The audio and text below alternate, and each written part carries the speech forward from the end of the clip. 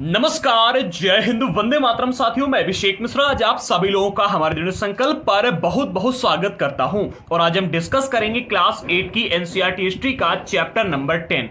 हमारे आज के इस चैप्टर का नाम है स्वतंत्रता के बाद। इस चैप्टर का पार्ट 1 आ चुका है और इस वीडियो में हम इस चैप्टर का पार्ट 2 डिस्कस करेंगे। सबसे पहले हम ये देख लेते हैं कि हमने पार्ट 1 में क्या डिस्कस किया एंड पार्ट 2 में हमको आगे क्या क्या पढ़ना है। पार्ट 1 में हमने सबसे पहले देखा था कि हमारे देश स्वतंत्र होने के बाद में हमारे सामने 10 कौन कौन सी सबसे बड़ी चुनौतियां थी। ये 10 चुनौतियां सबसे बड़ी थी जिनसे भारत को निपटना था और फिर आगे बढ़ना था। इसके बाद में हमने पार्ट 1 में ये भी डिस्कस किया कि हमारे देश का संविधान कैसे बनाया गया, संविधान में कौन कौन सी विशेषताएं रखी गई, संविधान निर्माण में किन किन लोगों ने योगदान दिया, किन लोगों को आरक्षण दिया गया, कैसे संविधान बना। इस चीज को हमने पार्ट 1 में डिस्कस कर लिया है। जिन लोगों ने अभी तक पार्ट 1 का वीडियो नहीं देखा है, हम आपको बता दें कि डिस्क्रिप्शन बॉक्स में हमने प्लेलिस्ट आपको दे दी। प्लेलिस्ट में क्लास 6 से लेकर के 8 तक के अभी तक के आए हुए सारे वीडियोस आपको मिल जाएंगे। इसमें आपको पार्ट 1 भी मिल जाएगा। जाइए और जाकर के सारे वीडियोस आप इसी प्लेलिस्ट के माध्यम से देख सकते हो। अब हम बात कर लेते हैं कि पार्ट 2 में आज हम क्या क्या पढ़ेंगे। सबसे पहले हम देखें कि हमारे भारत देश में जो राज्यों का गठन किया गया है किस प्रकार से किया गया। भाषा के आधार पर सभी राज्यों का गठन किया गया। इसमें क्या क्या चुनौतियां हैं, किसने आंदोलन किए गए, कैसे राज्यों का गठन किया गया। दूसरी चीज हम ये डिस्कस करेंगे कि हमारे देश में जो विकास किया, जो अलग अलग क्षेत्रों में फैक्ट्रियां लगाई गई, कृषि के क्षेत्र में विकास हुआ, शिक्षा के क्षेत्र में विकास हुआ, ये विकास कैसे हुआ। इसके बाद में हम ये डिस्कस करें कि हमारे देश में एक स्वतंत्र विदेश नीति को कैसे बनाया गया, कैसे विदेश नीति इसको पूरा की पूरी इसकी रचना की गई, गुटनिरपेक्ष आंदोलन कैसे चलाया गया। बहुत ही इंपॉर्टेंट टॉपिक है, इनको डिस्कस करेंगे। और इसके बाद में हम ये देखेंगे कि हमारे देश में अभी तक हमने कितनी उन्नति कर ली है। अगर आप लोगों ने अभी तक हमारे चैनल को सब्सक्राइब नहीं किया तो कर लें, साथ ही साथ वीडियो को लाइक कर देना। अगर अच्छा लगे तो, नहीं लगे तो कोई बात नहीं, देखो और आगे बढ़ो, ठीक है। और जिन लोगों को एनसीईआरटी के नोट्स लेने हैं, डिस्क्रिप्शन बॉक्स में हमने नोट्स की लिंक दे दी है, जाओ उस लिंक के माध्यम से आप नोट्स को परचेस कर सकते हो। पार्ट 1 में हमने जो जो पढ़ा एक बार उसको हम यहाँ पर देखते हैं और फिर आगे बढ़ते हैं। सबसे पहले हमने यहाँ पर देखा कि एक नया और खंडित राष्ट्र के सामने कौन कौन सी चुनौतियां थी। 10 बहुत ही बड़ी चुनौतियां थी, इनका सामना हमारे देश ने कैसे किया, इस चीज को हमने पार्ट 1 में डिस्कस किया। साथ ही साथ हमने भी देखा कि नए संविधान की रचना किस प्रकार से की गई। इसमें 300 भारतीयों ने अपना योगदान दिया था, ठीक है। अनेक बैठकें हुई थी।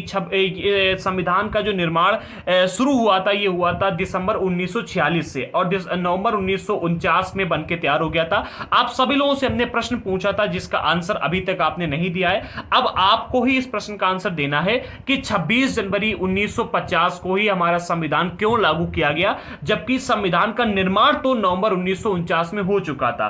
फिर नवंबर, दिसंबर और जनवरी इतना वेट क्यों किया गया। जल्दी से इसका आंसर आप हमको कमेंट बॉक्स में दीजिएगा, कमेंट में देना, आंसर याद रखना, ठीक है।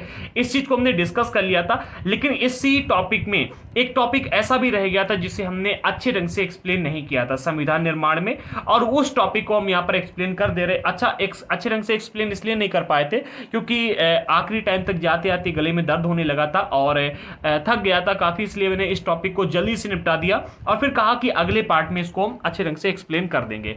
टॉपिक था ये। इसमें एक बात कही गई थी कि doctor B are Ambedkar ji ने कहा था कि नए संविधान के साथ हम भारत जो है ये अंतर विरोधों को एक नए युग में प्रवेश करने जा रहे हैं, यानी कि भारत के अंदर आंतरिक विरोध चलते रहेंगे और हम एक नए युग में प्रवेश करने जा रहे हैं। आजादी के मतलब आजाद भारत के एक नए युग में प्रवेश करने जा रहे हैं। राजनीति में हमारे पास समानता होगी और सामाजिक व आर्थिक जीवन में हम असमानता की राह पर चलेंगे। देखो, राजनीति में आप देखते हो सभी नेता समान होते हैं, ठीक है। अगर राजनीति में कोई चुनाव लड़ने जा रहा है, आप ब्राह्मण हो या फिर किसी भी अन्य जाति के हो, छोटी जाति के, ऊपर जाति के हो, सभी नेता आपके पैर छूने के लिए तैयार रहते हैं, ठीक है। लेकिन अगर आप राजनीति में नहीं हो, ठीक है, तो आपके मतलब हर कोई पैर छूने को तैयार नहीं होता है, ठीक है। अगर कोई ब्राह्मण है और वो राजनीति में नहीं है और आप नीची जात के और आप चाहते हो कि वो आपके पैर छुए, नहीं छुएगा। लेकिन अगर वो राजनीति में है तो आपके पैर छुएगा आकर के, ठीक है। ऐसा कई जगहों पर देखा गया है, मैं ऐसे ही नहीं कह रहा हूं, कई जगहों पर ऐसा देखा गया है, ठीक है। क्योंकि राजनीति बहुत बड़ी चीज है, इसीलिए इन्होंने कहा कि राजनीति में हमारे पास समानता है और बाकी के क्षेत्रों में हम असमानता की राह पर चलेंगे। राजनीति में हम एक व्यक्ति, एक वोट, एक मूल्य के सिद्धांत का पालन करेंगे। ये सिद्धांत को हम अच्छे ढंग से एक्सप्लेन नहीं कर पाएंगे। समझो क्या कहा जाए, एक व्यक्ति, एक वोट, एक मूल्य, एक सिद्धांत, इसका पालन राजनीति में करेंगे। इसके विपरीत अपनी सामाजिक एवं आर्थिक सामाजिक संरचना के फलस्वरूप हम सामाजिक और आर्थिक जीवन में एक व्यक्ति एक मूल्य के सिद्धांत का निषेध करते रहेंगे। बात छोटी, शब्द छोटे लेकिन बात बहुत बड़ी यहां पर है। समझो कैसे कहा जा रहा है, एक व्यक्ति एक मूल्य। देखो आप देखोगे समाज में कई सारे लोग ऐसे होते हैं, जैसे कि आपके यहाँ पर जो अमीर वर्ग का कोई एक व्यक्ति है, आप पे पूरे गांव में कोई ना कोई एक व्यक्ति सबसे अमीर होगा, उसकी बात की जो वैल्यू होगी, ठीक है। और क्या है कि आपके ही गांव में गरीब वर्ग का, ठीक है, सबसे गरीब घर का कोई एक व्यक्ति, उसकी बात की जो वैल्यू होगी, उन दोनों की बातों में काफी फर्क होगा।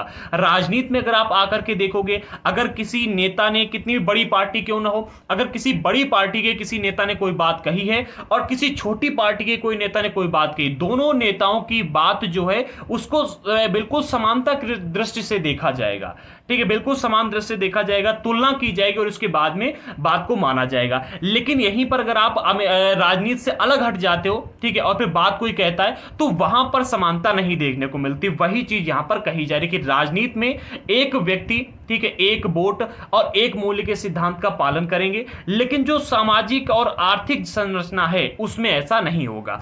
अब आगे बढ़ते, यहां से आपका स्टार्ट होता है पार्ट 2। अगर आपने अभी तक चैनल को सब्सक्राइब नहीं किया, कर लें, और यहां पर अभी के भी जल्दी से डिस्क्रिप्शन कमेंट बॉक्स में आप लिखिएगा जय हिंद, सभी लोग लिख दीजिएगा, बहुत ही प्यारा शब्द है जय हिंद। समझो क्या है हमारे सामने सबसे पहला टॉपिक, राज्यों का गठन कैसे किया गया। ये प्रश्न कई बार आ चुका है यूपीएससी में, अलग अलग तरह से प्रश्न पूछा जाता है, लेकिन प्रश्न ये जरूर आता है, इस पर प्रश्न आता है, ठीक है। पॉइंट सबसे पहले आपके सामने कि 1920 के दशक में स्वतंत्रता संघर्ष की प्रमुख पार्टी, उस टाइम पर देखो स्वतंत्रता आंदोलन जो चल रहा था उसमें सबसे प्रमुख पार्टी थी भारतीय राष्ट्रीय कांग्रेस। आज के टाइम पर आप देखते हो कांग्रेस की जो बागडोर है ऐसे व्यक्ति के हाथ में जो कांग्रेस को बिल्कुल पतन की ओर ले जा रहा है। लेकिन पहले कांग्रेस जो थी सबसे बड़ी पार्टी थी और सबसे प्रमुख पार्टी थी हमारे देश की, ठीक है।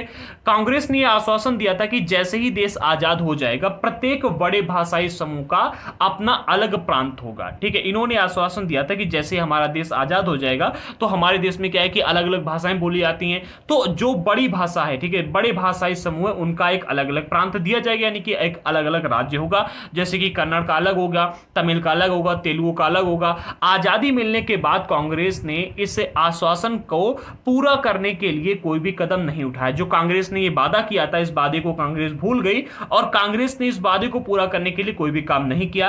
क्यों? इसके पीछे का कारण था भारत धर्म के आधार पर बंट चुका था, और जब भारत धर्म के आधार पर बंट रहा था तब लाखों लोग दंगे में मारे गए थे। अच्छा, जब भारत धर्म के आधार पर जब बंट चुका था तो इसलिए महात्मा गांधी की तमाम इच्छाओं और प्रयासों के बावजूद ये जो स्वतंत्रता है एक राष्ट्र को नहीं बल्कि दो राष्ट्रों को मिली थी, एक भारत और एक पाकिस्तान, ठीक है। अब भारत चूंकि पहले ही एक धर्म के आधार पर विभाजित हो चुका है, और जब धर्म के आधार पर विभाजन हो रहा था तो इसके फलस्वरूप हिंदू और मुसलमानों के बीच बहुत दंगे हुए थे और इन दंगों में लाखों लोग मारे जा चुके थे। इस वजह से प्रधानमंत्री जवाहरलाल नेहरू और उप प्रधानमंत्री वल्लभ भाई पटेल, ये दोनों लोग भाषा के आधार पर राज्यों के गठन की नीति के विरोधी थे। इनका कहना ऐसा था कि अगर ऐसा हुआ, ठीक है, कि हम भाषा के आधार पर राज्यों का गठन करने चले तो जैसा धर्म के विषय में हुआ कि हिंदू और मुसलमानों के को लेकर के जब देश में विभाजन किया जा रहा था तब लाखों लोग मारे गए, तो हो सकता है कि जब हम भाषा के आधार पर राज्यों को विभाजित करें तब भी लाखों लोग मारे जाएं। तो ये चाहते थे कि ये विरोध ना हो, मतलब ये राज्यों को भाषा के आधार पर गठन ना किया जाए। एक बहुत बड़ी हिंसा से हमारा देश अभी गुजरा है और पुनः हिंसा नहीं देखना चाहिए। इसके बदले में इन्होंने ये कहा कि विभाजन के बाद नेहरू ने कहा उपद्रवकारी प्रवृत्तियां सिर उठा रही हैं जिन पर अंकुश लगाने के लिए राष्ट्र को शक्तिशाली और एकजुट होना चाहिए। देखो क्या होता है, जब भी कोई नई चीज सामने आती है, ठीक है, और कमजोर होती है तो उसके ऊपर बहुत सारे लोग अपना अधिकार पाने की कोशिश करते हैं। जैसे कि आपके गांव में अगर कोई हीरा पड़ा हो, ठीक है, आसमान से गिरे एकदम से, तो आप देखो कि कई सारे लोग उस हीरे को पकड़ने की कोशिश करेंगे। आपके यहां पर अगर कोई विशेष प्रकार का जानवर आ जाए जो कि अद्भुत हो तो कई सारे लोग प्रयास करें कि उस जानवर को वो पकड़ें। जैसे कि आपके गांव में एक भैंस आ गई और वो भैंस जो है 50 लीटर दूध देने वाली और कभी भी ना मरने वाली है, अमर भैंस है, तो बहुत सारे लोग प्रयास करें कि उस भैंस पर उसका कब्जा हो जाए। इसी तरह से हमारा जो देश है, देश एक बहुत ही अच्छा देश है, ठीक है, और देश में संसाधनों की कमी नहीं है, देश में विविधताओं की कमी नहीं थी। तो इनका ये कहना था कि देश में उपद्रवकारी प्रवृत्तियां सिर उठा रही हैं। बहुत सारे ऐसे लोग हैं जैसे कि आप देख रहे हो उस टाइम पर क्या है कि बहुत सारे क्षेत्रों में डाकू आने लगे थे, चोर लोग आने लगे थे, अलग अलग क्षेत्रों में उनका मतलब प्रतिनिधित्व हो जाए, ठीक है, उनका दबदबा बना रहे। इसके अलावा बाहरी भी बहुत सारी ऐसी ताकतें थी जो भारत पर कब्जा करना चाहती थी। तो इन्होंने ये कहा कि उपद्रवकारी प्रवृत्तियां सिर उठा रही हैं, जिन पर अंकुश लगाने के लिए हमारे देश को शक्तिशाली और एकजुट होना चाहिए। इसलिए अभी विभाजन करना संभव नहीं है, ठीक है, अभी जैसा चल रहा है ऐसा चलने दो और बाद में जाकर के हम इसको देखेंगे।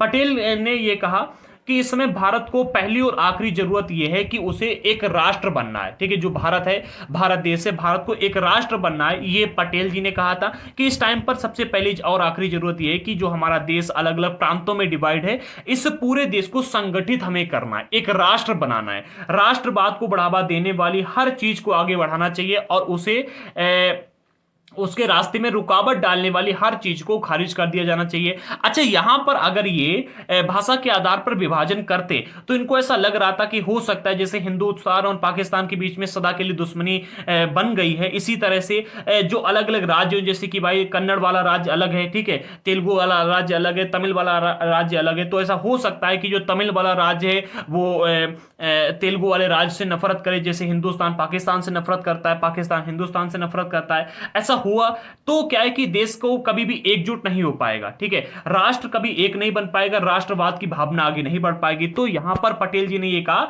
कि अभी हमारी सबसे पहली जरूरत यह है कि एक राष्ट्र बनाया जाए, पूरे देश को संगठित किया जाए, राष्ट्रवाद को बढ़ावा दिया जाए, ठीक है, और राष्ट्रवाद के बीच में आने वाली हर एक रुकावट को, हर एक चीज को खारिज कर दिया जाना चाहिए। यह तर्क दिया था पटेल जी ने। दोनों तर्क बिल्कुल ही अच्छे थे, उपद्रववादी प्रवृत्तियां सर उठा रही हैं और यहां पर राष्ट्रवाद, दोनों तर्क बहुत अच्छे थे। लेकिन कांग्रेस के नेता जो थे अपने वायदे से पीछे हट रहे थे, इसलिए जगह जगह पर असंतोष फैल रहा था। अलग अलग जगह पर जो अलग अलग लोग थे उनके अंदर असंतोष फैल रहा था कि कांग्रेस ने वादा तो किया लेकिन पूरा नहीं किया, ठीक है। और यहां पर हम कन्नड़ वालों के साथ मतलब तेलुगु वाले नहीं रह सकते हैं, तेलुगु वाले तमिल के साथ नहीं रह सकते हैं, ठीक है, हिंदी वाले अन्य भाषाओं के साथ नहीं रह सकते। ऐसा अलग अलग राज्य, अलग अलग जगहों पर मतलब असंतोष बढ़ने लगा। कन्नड़ भाषा, मलयालम भाषा, मराठी भाषा, सभी अपने अपने राज्य के इंतजार में थे। सबसे गहरा असंतोष जो था मद्रास प्रेसिडेंसी के तेलुगु भाषी जिलों में हुआ। कहां पर? जो मद्रास प्रेसिडेंसी वाला तेलुगु भाषी इलाका था, ठीक है, वहां पर क्या हुआ, सबसे बड़ा असंतोष देखने को मिला, क्योंकि ये लोग सबसे अधिक इंतजार कर रहे थे, ठीक है, और भाषी जिलों में दिखाई दिया। जब 1952 में आम चुनाव में नेहरू वहां पर चुनाव प्रचार करने के लिए गए तो लोगों ने उन्हें काले झंडे दिखाए और हमें आंध्र चाहिए के नारे लगाए। अब अच्छा एक बात बताओ, आपके यहां पर प्रधानमंत्री जी आए चुनाव प्रचार करने के लिए और आप उनको काले झंडे दिखाने लगो और अपनी मांग करने लगो, तो ये बहुत बड़ा विरोध हो जाता है, ठीक है। ऐसा ही यहां पर भी हुआ, ठीक है। आप अगर इस नक्शे को देख रहे हो, जो नक्शा आपके सामने दिखाई दे रहा है, ये नक्शा आपको दिखाई देता है हमारे पुराने भारत का, ठीक है। जो पुराना भारत था उस टाइम का नक्शा, ये किस टाइम का टाइम पीरियड दिया गया, 14 अगस्त 1947 से पहले का ही नक्शा है, ठीक है। हमारा भारत आजाद हुआ था, आजादी से पहले का नक्शा है। इसमें आप देख सकते हो जो ये आपको पीली वाली दिखाई दे रही है वाली, ये जो है ये है ब्रिटिश भारत वाली, जहां पर ब्रिटिशों का राजा थे, ठीक है, और यहां पर पूर्ण रूप से नियंत्रण था। और जो आपको ये हल्का सा मतलब गुलाबी में दिखाई दे रहा है, रेड में, ठीक है, ये रियासतें थी जहां पर हमारे देश के राजाओं का नियंत्रण था, ठीक है। लेकिन ये जो रियासतें थी ये भी ब्रिटिश साम्राज्य के अंडर ही आती थी। आप देख रहे हो ये बलूचिस्तान राज्य है, ठीक है, ये वाला अलग राज्य है, ये पंजाब पूरा है, ठीक है, ये पंजाब आप देख सकते हो, ये सिंध प्रांत है, ठीक है, जो कि आज पाकिस्तान के पास में। तो ये पूरा ऐसा बंटवारा हो गया था, ठीक है, ये इतना ऐसा अलग हो गया था, ये तो मतलब आज हमारे देश के पास में, ठीक है। ये पहले पूरा भाग जो था ये हमारे भारत देश का था, ये पुराना नक्शा है भारत का, 14 अगस्त 1947 का। इसके बाद में देश का विभाजन हुआ था। आप देख रहे हो आज यहां पर आप देखते हो ये उत्तर प्रदेश आपको ये देखने को मिलता है, ठीक है। ये संयुक्त प्रांत जो है, ये एक मिनट, ये वाला, ठीक है, ये संयुक्त प्रांत जो है ये आज उत्तर प्रदेश है, ठीक है। तो अलग अलग राज्यों का गठन किया गया उससे पहले 14 अगस्त का ये आपको आपके सामने नक्शा देखने को मिल रहा है। ये आपका पंजाब राज्य है, ये दिल्ली था, छोटा सा दिल्ली वाला इलाका यहाँ पर था, ठीक है। ये राजपूताना अजमेर मेवाड़ है। इसके अलावा ये आप हैदराबाद देख सकते हो, ये बंबई है, ठीक है। ये आपको त्रिपुरा मिलता है, ये आपको मणिपुर मिलता है। ये जो जहाँ पर आज आप देखते हो कि ये एक अलग राज्य बन चुका है, ये पहले बिहार बंगाल वाला इलाका था, ठीक है, ये बंगाल वाला इलाका था, बंगाल राज्य में आता था। आज ये एक अलग देश बन चुका है पूरा, ठीक है। और इसे आप देख सकते हो ये पूरा, हाँ, इसके साथ ही साथ ये जो आज आप श्रीलंका जिसे कहते हो, ये पहले सिलोन इसका नाम था, ठीक है, सिलोन था। और यहाँ पर ब्रिटिशों का शासन था पहले, ठीक है, यहाँ इस इलाके में भी था। आगे बढ़ते हैं। उसी समय क्या हुआ, अक्टूबर में वायोवृद्ध गांधीवादी थे, गांधी जी के पद चिन्हों पर चलने वाले थे ये, पोटी श्रीरामुलु, ठीक है। तेलुगु भाषियों के हितों की रक्षा के लिए इन्होंने आंध्र राज्य की गठन की मांग की। इन्होंने कहा कि हमको आंध्र प्रदेश चाहिए, ठीक है, आंध्र राज्य चाहिए। ये इन्होंने क्या किया, ये भूख हड़ताल पर बैठ गए, ठीक है। ये भूख हड़ताल पर बैठ गए भाई, गांधी जी के साथ चले हुए थे, गांधी जी की बातों पर चलते थे, और गांधी जी तो भाई ऐसे थे कि हड़ताल करते थे। इन्होंने भी भाई हड़ताल कर दी, जगह जगह पर लोग हड़ताल करने लगे, जुलूस निकालने लगे। 58 दिन तक इन्होंने हड़ताल चलाई, किन्होंने, गांधीवादी पोटी श्रीरामुलु, ठीक है। इन्होंने 58 डेज तक, 58 दिन तक अनशन किया, और इसके बाद में 15 दिसंबर 1952 को इनका देहांत हो गया। जब इनका देहांत हो गया तो इससे बहुत बड़ा विरोध जन्म लिया, बहुत बड़े विरोध ने जन्म लिया, व्यापक विरोध हुआ कि केंद्र सरकार को आखिरकार ये बात माननी ही पड़ी। इतना बड़ा विरोध हुआ कि केंद्र सरकार को अपनी बात माननी पड़ी। जैसे आज आप देख रहे हो, कृषि के क्षेत्र में नियम लाए गए थे, ठीक है, कृषि कानून लाए गए, और इस कृषि कानून के विरोध में इतना बड़ा आंदोलन किया गया कि इसे वापस लेना पड़ा सरकार को, ठीक है। इसी प्रकार से यहां पर जब 15 दिसंबर 1952 को इनका देहांत हो गया, तो इसके बाद में बहुत बड़ा आंदोलन जन्म लिया। गांधी जी ने कहा था कि भाई आप हमारे अगर एक गाल पर थप्पड़ मारोगे, दूसरा गाल हम आगे कर देंगे। ये जो पोटी श्रीरामुलु थे, इन्होंने इनकी बात को माना और बैठ गए अनशन पर कि अगर हम अनशन पर बैठेंगे तो सरकार हमारी बात मानेगी। लेकिन सरकार भी आपके ही जैसी है, ठीक है। सरकार ने समझा कि भाई थोड़ी देर अनशन पर बैठे रहेंगे फिर चले जाएंगे, लेकिन इन्होंने क्या किया, गांधी जी के पद चिन्हों पर चलते रहे पूरी तरह से। ये बैठे रहे, हटे नहीं। इन्होंने कहा कि भाई हम भूख हड़ताल करेंगे और हटेंगे नहीं बिल्कुल भी, ठीक है। और 58 दिन तक ये अनशन पर बैठे रहे। इसके बाद में इनकी 15 दिसंबर 1952 को देहांत हो गया। जब देहांत हो गया तो इतना बड़ा विरोध हुआ कि आखिरकार सरकार ने क्या किया, 1 अक्टूबर 1953 को आंध्र के रूप में एक नए राज्य का गठन किया, ठीक। कब, 1 अक्टूबर 1953 को, ठीक है, 1 अक्टूबर 1953 को एक नए राज्य का गठन किया गया।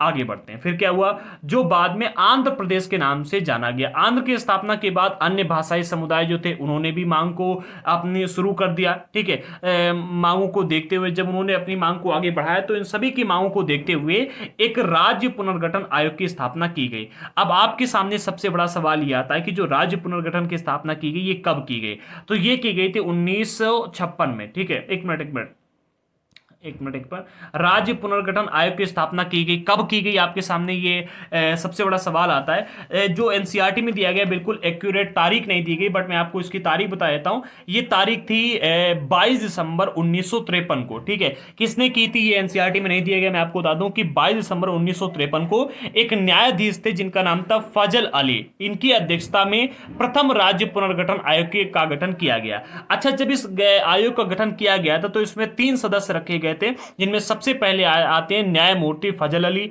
दूसरे आते हैं हृदयनाथ कुंजरू, तीसरे आते हैं के.एम. पाड़िक्कर, ठीक है। 3 व्यक्ति हैं जो कि प्रमुख थे जिनको इसमें बनाया गया, और इन 3 लोगों ने मिलकर के राज्य पुनर्गठन आयोग को चलाया, ठीक है, अपनी रिसर्च के। इसके बाद में 1956 में इन्होंने अपनी रिपोर्ट को सौंप दिया था। ये जो रिपोर्ट थी बनकर तैयार कब हो गई थी, तो बनकर तैयार हो गई थी 30 दिसंबर 1953 को। कब, 30 दिसंबर 1953 को बनकर तैयार हो गई थी, और इसके बाद में 1956 को ये रिपोर्ट प्रस्तुत कर दी गई थी, सरकार को दे दी गई थी, ठीक है। आगे बढ़ते हैं। देखो, याद रखना बहुत इंपॉर्टेंट ये होते हैं। आयोग ने सुझाव दिया था कि असमिया, बांग्ला, उड़िया, तमिल, मलयालम, कन्नड़ और तेलुगु भाषा के जो इलाके हैं, भाषियों के लिए अलग अलग प्रांतों का गठन करने के उद्देश्य से जिलों और प्रांतों की सीमा को पुनः तय किया जाए। इन्होंने ये बताया कितनी भाषाएं, 1 2 3 4 5 6 7 भाषाएं इन्होंने बताई, ठीक है। और ये कहा कि इन 7 भाषाई जो इलाके हैं उनके लिए अलग अलग प्रांतों का गठन किया जाए, ठीक है। अलग अलग प्रांतों का गठन करने के उद्देश्य से जो जिले और प्रांत हैं इनकी सीमा को पुनः तय किया जाए, ठीक है। अलग अलग तरह से बनाया जाए। जो सीमाएं तय की गई थी उसको हम अभी यहाँ पर देखेंगे। हमने मैप रख लिए दोनों, ठीक है। एक बार देखेंगे यहाँ पर। उत्तर भारत के विशाल हिंदी भाषी क्षेत्र को बांट कर कई राज्यों में कई राज्य बना दिए गए थे। उत्तर भारत में जो इलाका, यहाँ पर हिंदी अधिकतर बोली ही जाती, ठीक है। हिंदी भाषा यहाँ पर बोली जाती है। तो यहाँ पर जो हिंदी भाषी इलाके थे इनको पूरे एक राज्य में नहीं रखा गया बल्कि अलग अलग राज्यों में बांट दिया गया। कुछ समय बाद 1960 में बंबई प्रांत को मराठी और गुजराती भाषा दो अलग अलग राज्यों में बांट दिया गया। ठीक है, पहले बंबई प्रांत को एक ही रखा गया था, ठीक है, लेकिन फिर बाद में इसको बांट करके दो अलग राज्यों में डिवाइड किया गया। फिर 1966 में इसने एक और काम किया, पंजाब का विभाजन कर दिया गया और हरियाणा को इससे अलग कर दिया गया। ठीक है, हरियाणा को एक अलग राज्य के रूप में मान्यता दे दी गई। ठीक है, आगे बढ़ते हैं। जब रियासतों के शासक भारत अथवा पाकिस्तान से जुड़ने के लिए मान गए, ठीक है, या फिर हरा दिए गए, तो उनकी रियासतें खत्म होती चली गई। ठीक है, क्या हुआ, आज़ादी के बाद में, आज़ादी से पहले का नक्शा आपने देखा, वहां पर रियासतों का कब्जा था। जब आज़ादी मिल गई तो इसके बाद में क्या हुआ कि अलग अलग जो रियासतें थी, कुछ रियासतें पाकिस्तान के साथ चलेंगी, कुछ रियासतें भारत के साथ में आ गई। जिन्होंने नहीं माना, ठीक है, कि हम ना पाकिस्तान के साथ में जाएंगे ना भारत के साथ में आएंगे, हम तो रियासत बन के रहेंगे, उनके ऊपर अटैक किया गया, उनको हरा दिया गया और किसी एक देश ने अपने साथ में शामिल कर लिया। ठीक है, तो क्या हुआ, जब रियासतों को खत्म हो गई तो 31 अक्टूबर 1956 तक कई रियासतों को प्रशासनिक इकाइयों के रूप में बनाए रखा गया। कई सारी ऐसी रियासतें थी जिनको प्रशासनिक इकाइयों के रूप में बनाए रखा गया। इसलिए 1947 से 48 से 31 अक्टूबर 1956 की कालावधि के लिए इन्हें भूतपूर्व रियासत कहा जाता है। क्या है, जब स्टार्टिंग में रियासतें भारत सरकार के साथ में या फिर पाकिस्तान के साथ में जुड़ी थी, तो भारत के साथ में जुड़ने वाली रियासतों को स्टार्टिंग में क्या किया गया था, उनको मान्यता दे दी गई थी, एक अलग प्रशासनिक इकाई के रूप में मान्यता दी गई थी। ठीक है, और ये जो मान्यता थी 1947-48 से लेकर के 31 अक्टूबर 1946 की कालावधि के लिए थी। ठीक है, और इसके लिए इन्हें भूतपूर्व रियासत कहा जाता है। एक मिनट फिर से समझो, जब रियासतों के शासक भारत या पाकिस्तान के साथ जुड़ने के लिए मान गए या हरा दिए गए तो उनकी रियासतें खत्म हो गईं, परंतु 31 अक्टूबर 1956 तक ऐसी रियासतों को प्रशासनिक इकाइयों के रूप में बनाए रखा गया। हाँ, जो रियासतें थी उनको एक प्रशासनिक इकाई के रूप में बनाए रखा गया कि आप एक प्रशासनिक इकाई हैं और आप अपने आधार पर मतलब अपने यहाँ की थोड़ी बहुत व्यवस्था देखेंगे। ठीक है, और फिर 1956 के बाद में जब इनको एक राज्य के रूप में अलग मान्यता दी गई और यहाँ पर सब कुछ होने लगा तो इनको भूतपूर्व रियासत नाम दिया गया। ठीक है, कि ये भूतपूर्व रियासत यहां पर ऐसी थी। यहां पर दो नक्शे आपके सामने, दोनों नक्शों में आप देख सकते हो। पहला नक्शा जो है 1 नवंबर 1956 से पहले जो भारतीय राज्य हैं वो आपको देखने को मिल रहे हैं। ठीक है, 1 नवंबर 1956 से पहले इसमें भारतीय राज्य हैं और ये उसके बाद में। ठीक है, ये भाषाई आधार पर इनका चयन नहीं हुआ था और भूतपूर्व रियासतें भी यहाँ पर दिखाई जा रही हैं और यहाँ पर भूतपूर्व रियासतें नहीं है आपको। ठीक है, तो आप देखोगे ये सौराष्ट्र रियासत थी, ये कच्छ, ठीक है, ये राजस्थान की अजमेर मेवाड़ वाली रियासत थी, ये मध्य भारत है। ठीक है, ये बिंद प्रदेश वाला था। इसके अलावा अगर आप देखते हो तो ये उत्तर प्रदेश था। ठीक है, उत्तर प्रदेश, दिल्ली और पूर्वी संघ था ये पूरा। इसको जो है तो ये दिल्ली अलग निकल गया, ये उत्तर प्रदेश वाला अलग आ गया। ठीक है, ये जो पहले सौराष्ट्र था इसको गुजरात की मान्यता दी गई, फिर गुजरात को अलग रखा गया। ठीक है, इसके अलावा जो पहले राजस्थान था जिसमें अजमेर और मेवाड़ का कह सकते हो आप लोग। ठीक है, इसे जो है ये बाद में राजस्थान के रूप में सामने आ गया। इसके अलावा ये महाराष्ट्र निकल के आया जिसे आप देख रहे हो। पहले यहाँ पर ये हैदराबाद जो है तो हैदराबाद, इसके अलावा दमन दादर और नागर हवेली, बम्बई जो ये पूरा था, ये जो हैदराबाद और मैसूर वाला था इसे भी अलग कर्नाटक और आंध्र प्रदेश में थोड़ा सा जोड़ा गया। ठीक है, इसके अलावा महाराष्ट्र में इसे थोड़ा सा जोड़ा गया, आप यहाँ पर देख सकते हो। तो अलग अलग राज्यों का जो गठन किया गया आप इसे और इसे मिला करके देख सकते हो यहाँ पर। ठीक है, उड़ीसा एक ऐसा राज्य रहा जहां पर आप देख सकते हो इसमें अधिक परिवर्तन नहीं हुआ, ये बिल्कुल समान ही रहा। इसके अलावा जो पश्चिम बंगाल है इसमें भी अधिक परिवर्तन नहीं रहा। पूर्वी पाकिस्तान, त्रिपुरा जो है पूर्वी पाकिस्तान को निकाल दिया गया। ठीक है, ये पहले पूर्वी पाकिस्तान था और बाद में से बांग्लादेश के रूप में मान्यता दी गई। ठीक है, बांग्लादेश कैसे बना इसे आपने बाद में देखा। ठीक है, देखेंगे अभी हम आगे चल करके।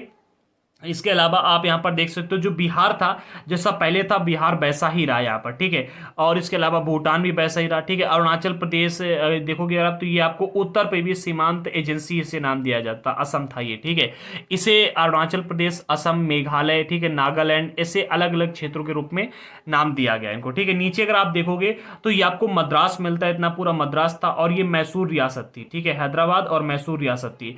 हैदराबाद जो मैसूर रियासत थी इसको आप कह सकते हो कि कर्नाटक में शामिल कर दिया गया और मद्रास का नाम बदल करके तमिलनाडु रख दिया गया यहाँ पर, ठीक है। और ये यहाँ पर एक इधर तरफ केरला निकाल दिया गया, केरला, जिसे आप कह सकते हो कि त्रावण का कोर कोचीन इसे नाम दिया जाता था पहले, इसे फिर अब केरला नाम दे दिया गया, ठीक है। तो आप देख सकते हो यहाँ पर अलग अलग थे। इसके अलावा जो ये सिलोन था इसको नाम दिया गया श्रीलंका, ठीक है। जो सिलोन था वो श्रीलंका के रूप में सामने आया, ठीक है। तो आई थिंक कि यहाँ पर आपको समझ आएगा ये 1975 में भारतीय राज्य हैं जो कि आपको देखने को मिलते हैं। 1975 तक आते आते इन राज्यों ये ऐसे रूप ले लिया था राज्यों ने। 1975 से पहले अगर आप देखोगे 1956 से पहले, ठीक है, 1 नवंबर 1956 से पहले ये राज्य हैं जो कि आपको यहाँ पर देखने को मिल रहे, इस प्रकार से थे, ठीक है। आई थिंक कि ये आपको समझ में आए होंगे। अब हम आगे बढ़ते हैं, अब देखते हैं विकास की योजनाएं। भारत देश ने विकास के लिए कौन कौन सी योजनाएं बनाई, कैसे काम किया। तो 1950 में सरकार ने आर्थिक विकास के लिए नीतियां बनाने और उनको लागू करने के लिए योजना आयोग का गठन किया। पर किसका किया? 1950 में योजना आयोग का गठन किया गया। यहां पर कभी कभी पूछ देते हैं कि योजना आयोग का जो गठन किया गया था इसका एक्चुअल डेट क्या है, ठीक है, बिल्कुल तारीख क्या है। तो 15 मार्च 1950 को योजना आयोग का गठन किया गया था। रखना कब? 15 मार्च 1950 को याद रखना, ठीक है। 15 मार्च 1950 को सरकार ने आर्थिक विकास की नीतियों को तैयार करने के लिए योजना आयोग का गठन किया था। इसके बारे में ज्यादातर सहमति थी कि भारत जो है मिश्रित अर्थव्यवस्था के रास्ते पर चलेगा।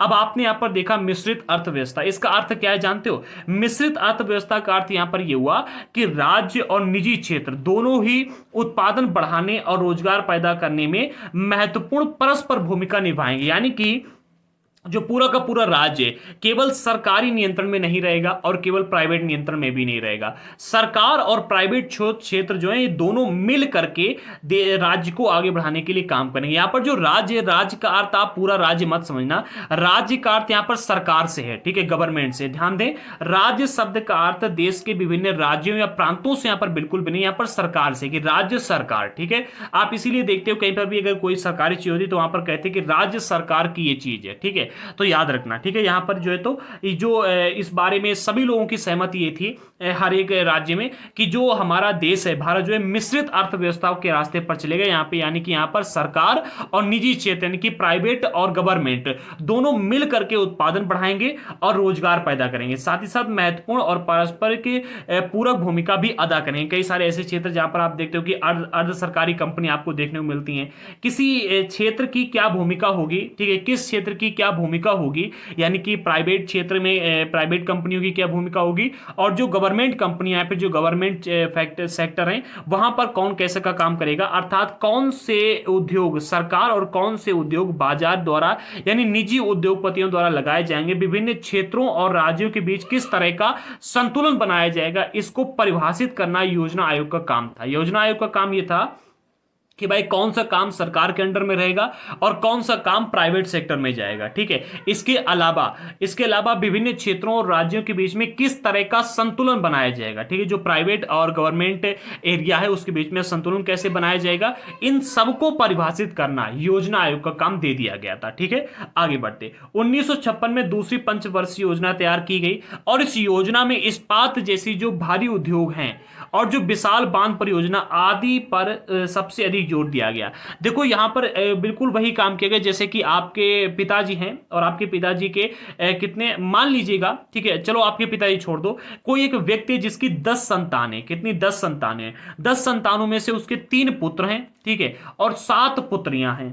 अब वो क्या कर रहा है, अपने 3 पुत्रों पर तो बहुत अधिक जोर दे रहा है कि जो 3 पुत्र हैं उसके वो अच्छे पढ़ लिख जाएं, ठीक है, उनको अच्छी शिक्षा मिले, उनका स्वास्थ्य भी अच्छा रहे, ठीक है, और उनके ऊपर पूरा पैसा लगाने में जुटा हुआ है। और जो 7 पुत्रियां हैं इनके ऊपर ना पैसा लगा रहा है ना उनको पढ़ा रहा है। बिल्कुल ऐसा ही यहां पर भी हुआ।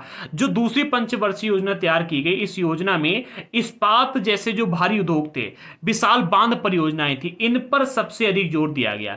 ये सरकारी नियंत्रण के अंतर्गत रखे गए भारी उद्योग पर जोर और अर्थव्यवस्था के राज्य नियंत्रण की कोशिशें अगले कुछ दशक तक आर्थिक नीति को प्रभावित करती रहेंगी। आप कहोगे ऐसा कैसे हो सकता है, मतलब जो बड़े बड़े काम इन्होंने किए कि भारी भारी उद्योगों को लगाया, ठीक है, विशाल बांध परियोजनाएं चलाई, ठीक है, इनको सरकारी नियंत्रण में रखा गया, ठीक है, भारी उद्योग पर ज्यादा ध्यान दिया गया।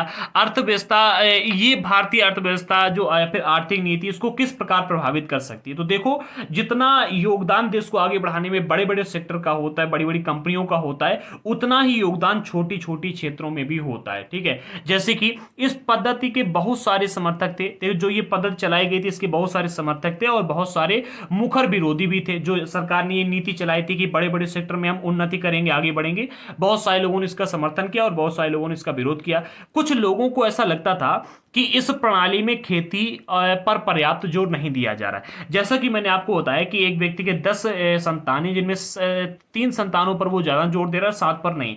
इनमें से 3 संतानों को आप रख लो, बड़े सेक्टर की कंपनियां जो कि भारी उद्योग, और अलग अलग सेक्टरों में रोड बनवाना, ठीक है, और क्या करना, पुल बनवाना, ठीक है, पुल बनवाना, ये 3 रख लो। और साथ में आप ऐसा कहो कि सबसे पहला खेती पर जोर देना, सरकार ने नहीं दिया उस टाइम पर। कुछ लोगों का कहना था कि प्राथमिक शिक्षा की उपेक्षा की जा रही है, ठीक है, दूसरा बेटा रख लो कि शिक्षा पर इन्होंने ध्यान नहीं दिया। ठीक है, अन्य लोगों का मानना यह भी था कि आर्थिक नीतियों के कारण पर्यावरण पर भी भारी प्रभाव पड़ रहे हैं, ठीक है, जिस पर उचित ध्यान नहीं दिया जा रहा है। तो यहां पर सरकार ने क्या किया था, सरकार की जो ये आर्थिक नीति रही थी इसने बहुत बुरी तरह से प्रभावित किया था हमारे देश की आर्थिक अर्थव्यवस्था को। क्योंकि सरकार ने क्या किया, भारी उद्योग और विशाल बांध परियोजनाओं पर ज्यादा पैसा खर्च किया, यहां पर ज्यादा ध्यान दिया। ठीक है, इसको सरकारी नियंत्रण में विकसित किया, भारी उद्योग लगवाए, ठीक, इन पर जोर दिया। अर्थव्यवस्था की राज्य नियंत्रण की कोशिशें जो थी अगले कुछ दशकों तक, यानी कि 10-20 सालों तक क्या किया, आर्थिक नीति को इसने प्रभावित किया। इन्होंने जो छोटे छोटे सेक्टर, जैसे कि जो खेती है, खेती पर इन्होंने ध्यान नहीं दिया, ठीक है, शिक्षा पर ध्यान नहीं दिया,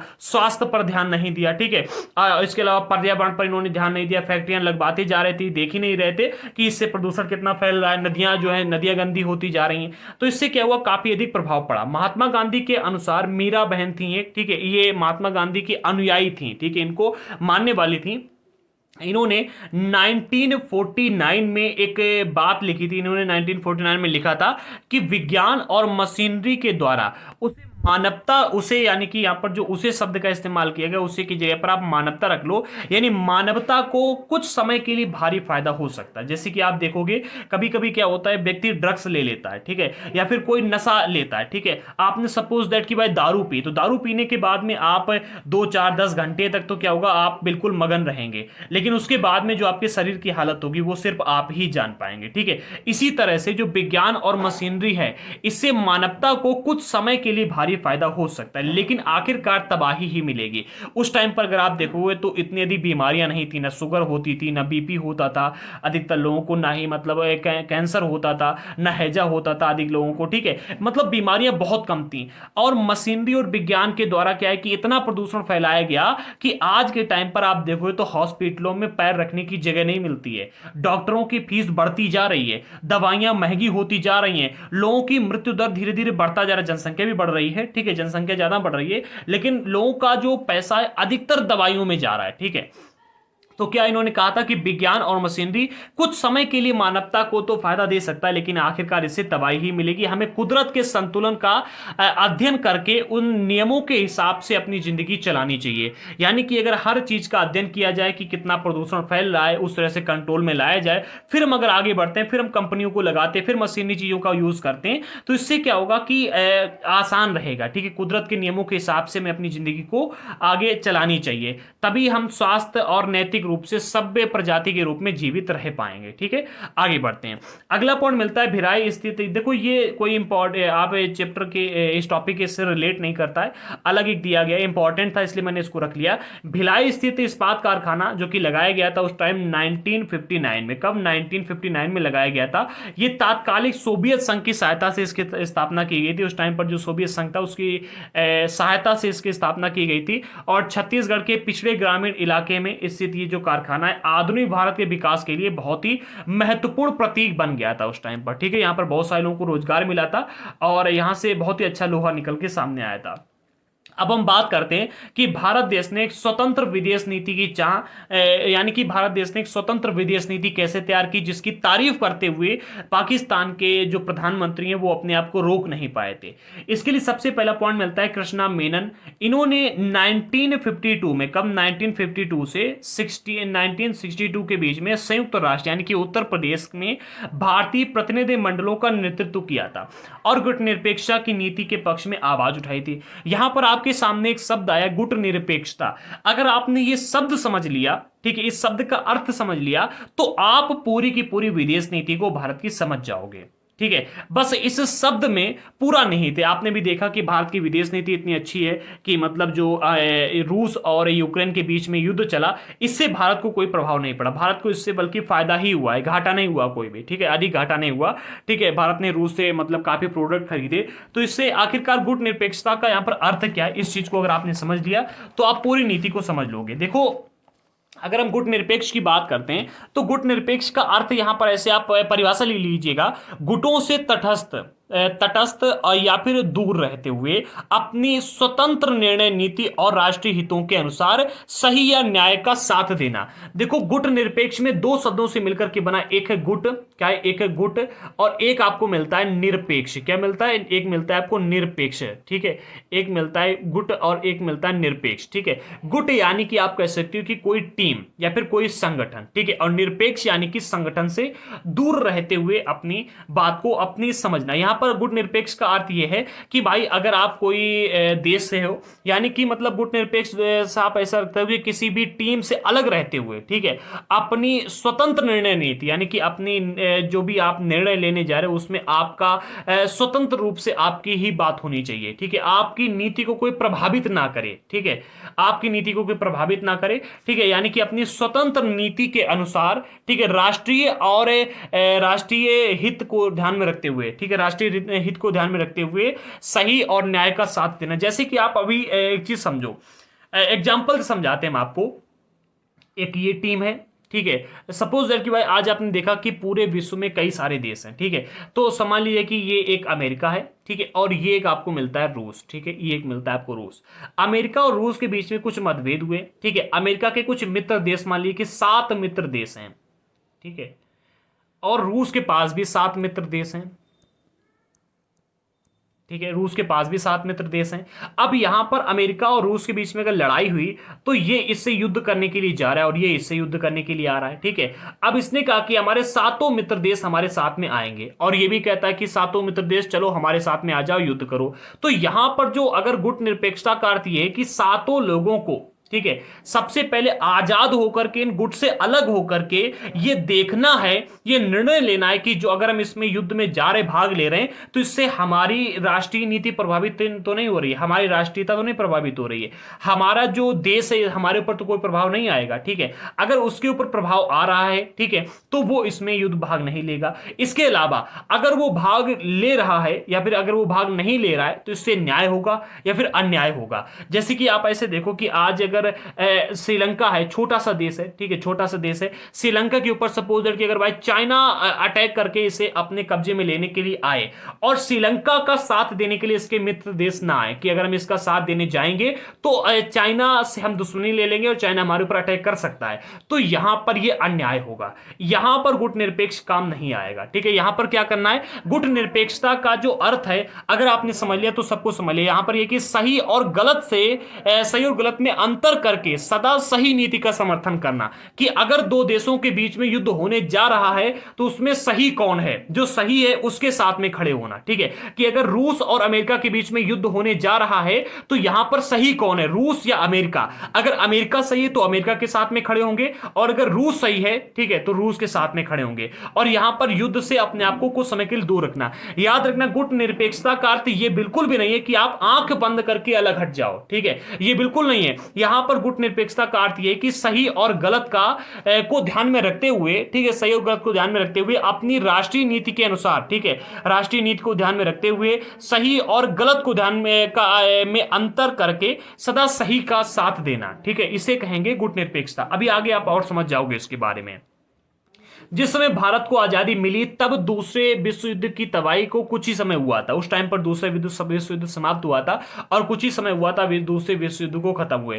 तो 1945 में गठित की गई अंतरराष्ट्रीय संस्था जिसे संयुक्त राष्ट्र नाम दिया गया, ये अभी अपने 600 काल में थी। कैसे? मतलब शुरू काल में, जैसे आप देखते हो बच्चे का जन्म होता है तो बचपन आता है, ठीक है, तो इसका भी धीरे धीरे बचपन था ये, ठीक है, बचपन में ये चल रही थी, खेलने कूदने का समय था ये इसका, ठीक है। 1945 में इसका गठन किया गया और ये क्या थी कि अपने 600 काल में थी। 1950 और 1960 के दशकों में शीत युद्ध का उदय हुआ, ठीक, किसका? शीत युद्ध का उदय हुआ। शक्तिशालियों के देशों के बीच प्रतिद्वंदिता पैदा हुई और अमेरिका व सोवियत संघ के बीच में वैचारिक टकराव गहरे होते गए। फलस्वरूप दोनों देशों ने अपने समर्थक देशों को मिलाकर सैनिक संगठन बना लिए, ठीक है, कि भाई हमारे मित्र देश हमारी तरफ आ जाए, उनके मित्र देश उनकी तरफ आ जाए, और दोनों ने क्या किया? अपने अपने सैनिक गठबंधन तैयार कर लिए। अब यही समय था जब औपनिवेशिक साम्राज्य ध्वस्त हो रहे थे। यहां पर औपनिवेशिक का अर्थ मैं आपको क्लास एक मिनट, हाँ, इससे पहले वाले चैप्टर में क्लास 8 में ही मैंने शायद चैप्टर नंबर 5 या 6 में मैंने इसके बारे में आपको बताया है, ठीक है। औपनिवेशिक का अर्थ क्या होता है समझो, जब एक राष्ट्र दूसरे देश के दबदबे से इस तरह के राजनीतिक, आर्थिक या सामाजिक सांस्कृतिक बदलाव आते हैं, ठीक है, जो इस प्रक्रिया को औपनिवेशिक कारण कहलाता है। देखो समझो क्या होता है, जैसे कि कोई हमारा देश था, ठीक है, हमारे देश के ऊपर उसका ब्रिटेन का कब्जा था, ठीक है, और ब्रिटेन की कब्जे की वजह से हमारे यहाँ पर जो देश का को निर्णय लेने थे वो क्या है कि ब्रिटेन वाले कब्जा निर्णय लेते थे, ठीक है। यानी कि यहाँ पर क्या इसकी परिभाषा क्या होती है औपनिवेशिक की? जब एक देश पर दूसरे देश के दबदबे से, यानी भारत के ऊपर ब्रिटेन के दबदबे से इस तरह के राजनीतिक, आर्थिक, सामाजिक, सांस्कृतिक, ठीक है, यानी कि हर तरह के जो बदलाव आते हैं, ठीक है, जो बदलाव आते हैं तो इस प्रक्रिया को औपनिवेशीकरण कहा जाता है, ठीक है। तो यहां पर क्या था, जो औपनिवेशिक साम्राज्य था, जैसे कि भारत के ऊपर उनका अधिकार था, ठीक, इस प्रकार से अन्य कई सारे देश थे जिनको ब्रिटेन वालों ने अपने अंदर में करके रखा था, तो औपनिवेशिक साम्राज्य ध्वस्त हो रहा था। बहुत सारे देश स्वतंत्रता प्राप्त कर रहे थे। प्रधानमंत्री जवाहरलाल नेहरू नस्वाधीन भारत के, यानी कि उस टाइम के भारत के क्या थे? विदेश मंत्री थे, ठीक है, और उन्होंने इस संदर्भ में स्वतंत्र भारत की विदेश नीति की रूपरेखा तैयार की। गुटनिरपेक्ष आंदोलन इसी विदेश नीति का मूल आधार था, समझो। यहां पर क्या हुआ, जैसे कि एक तरफ था कौन सा आपको मिलता है, एक तरफ सोवियत संघ, ठीक है, और दूसरी तरफ मिलता है अमेरिका, ठीक है। दो देशों के बारे में आपने देखा, एक सोवियत संघ, दूसरा था आपके सामने अमेरिका, ठीक है। अमेरिका और सोवियत संघ दोनों ने अपने मित्र राष्ट्रों को लेकर के सैनिक गठबंधन बना लिए थे और दोनों के बीच में शीत युद्ध होने वाला था। तब भारत ने यह आवाज उठाई कि भाई आप अपनी, मतलब आप क्या करो, सही और गलत का निर्णय लेते हुए अपनी राष्ट्रीय नीति को ध्यान में रखते हुए कि हमारी राष्ट्रीय नीति क्या है उसको ध्यान में रखते हुए सही और गलत का निर्णय लेते हुए किसी का भी साथ दो, ठीक है।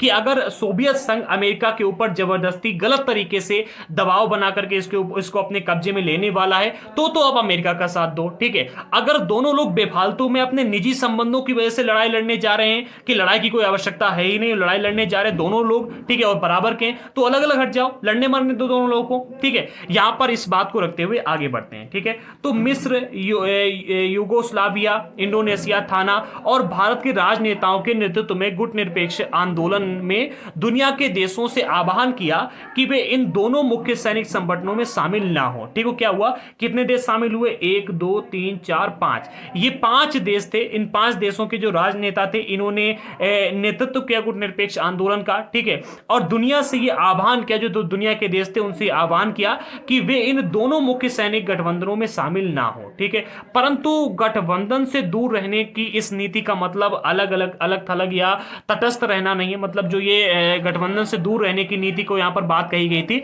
इसका मतलब ये बिल्कुल भी नहीं कहा गया था कि आप बिल्कुल अलग थलग पड़ जाए, फिर तटस्थ हो, यानी कि जो दो देश लड़ने जा रहे हैं इससे अपनी आंखों को बंद कर लो और मुंह को घुमा लो, ठीक है, कि भाई हम देखेंगे ही नहीं कौन लड़ रहा है कौन मर रहा है, जो होते होने दो। ऐसा यहां पर नहीं कहा गया था।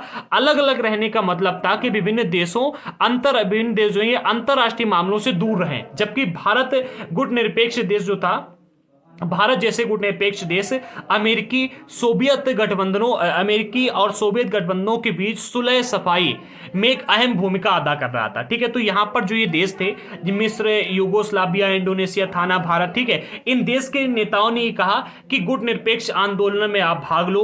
अपनी सबसे पहले आप ये देखो कि आप जिसका साथ देने जा रहे वो सही है या गलत है। ठीक है, इससे पूरे विश्व को लाभ होगा या हानि होगी, इसके बाद में आप ये निर्णय लो कि आप क्या करोगे। ठीक है, और इन दोनों ही देशों से आप दूर रहो। ठीक है, किसी भी सैनिक गठबंधन में आप शामिल ना हो। ठीक है, और भारत ने क्या किया, भारत ने इन दोनों देशों के बीच में सुलह सफाई कराने के लिए भूमिका अदा की।